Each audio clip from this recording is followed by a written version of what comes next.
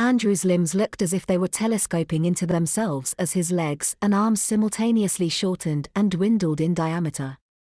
Andrew's high school class ring slipped off his size 1 index finger and dropped to the living room carpet, bouncing once before coming to rest on the short nap of Krystyn's carpet.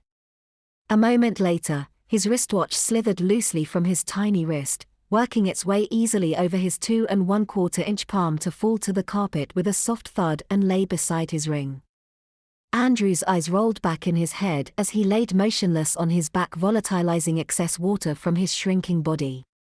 His grossly disproportioned limbs writhed helplessly in the air like boneless tentacles, while streams of hot vapor shot to the ceiling as the water in his body was magically pulled from his body.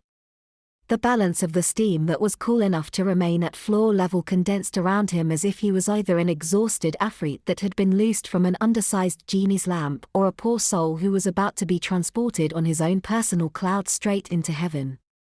For a moment, the transformation abated itself, leaving the formerly tall college student with the arms and legs of a baby, ridiculously attached to a ribless naked adult male torso surrounded by a pearl-white translucent mist of water vapor.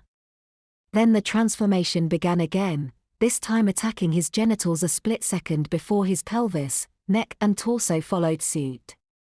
Within seconds, the rest of his body had regressed to the size and apparent age of an 8-month-old infant. All that was left of Andrew's former body was his adult-sized head. When the transformation was finished, Andrew looked like a wingless cherub who was resting himself on the carpet.